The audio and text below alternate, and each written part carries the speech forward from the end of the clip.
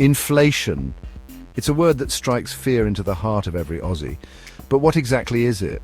In simple terms, inflation is the rate at which prices for goods and services increase over time.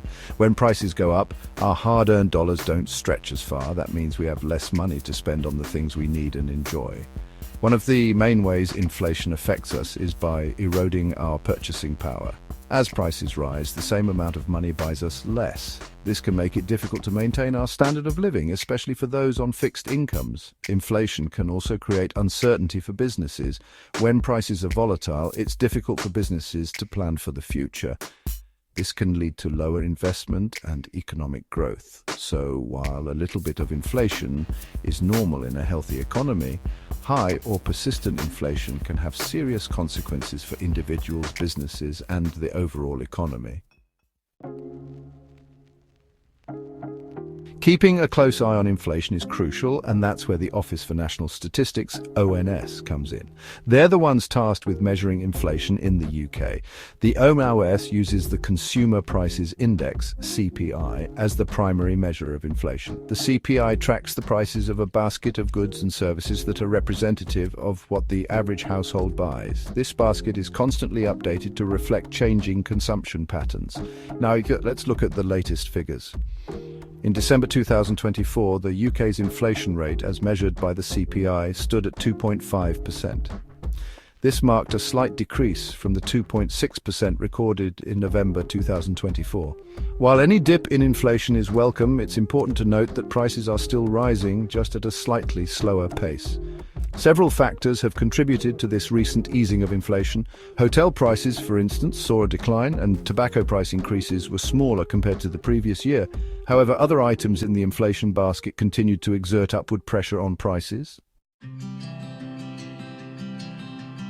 The Bank of England, the UK's central bank, plays a crucial role in keeping inflation in check. Their main tool? Interest rates. You see, interest rates are like the levers that control the flow of money in the economy. When inflation is running hot, the Bank of England can raise interest rates to cool things down. Higher interest rates make borrowing more expensive, which discourages spending and helps to curb demand pull inflation. Think of it like this. When interest rates go up, people are less likely to take out loans for big purchases like houses or cars. This decrease in demand can help to slow down the rate at which prices are rising. Since August 2024, the Bank of England has implemented a series of interest rate cuts in an attempt to manage inflation. They started at 5% and gradually reduced the rate to 4.75% in November and then to 4.50% in February 2025. These cuts are aimed at stimulating economic growth while keeping inflation in check. However, this balancing act is no easy feat. While raising interest rates can help to control inflation, it can also have negative repercussions on the economy. Higher borrowing costs can deter businesses from investing and expanding, leading to slower economic growth. Additionally, higher interest rates translate into larger mortgage repayments for homeowners, putting a strain on household budgets.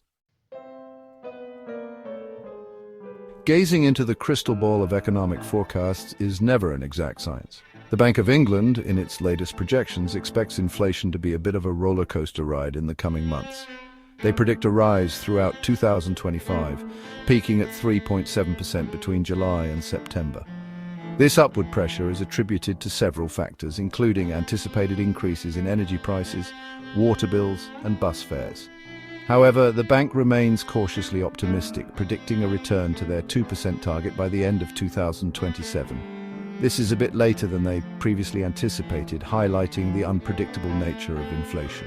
Several factors could throw a spanner in the works and impact future inflation and interest rates. Global events like fluctuations in energy prices or unexpected geopolitical events can send ripples through the UK economy. On the home front, domestic factors such as wage growth and consumer spending patterns will also play a part. The Bank of England will continue to monitor these factors closely as they make their interest rate decisions. All eyes will be on the Bank of England's next interest rate announcement, scheduled for 20 March 2025.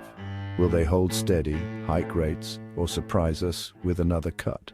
Only time will tell.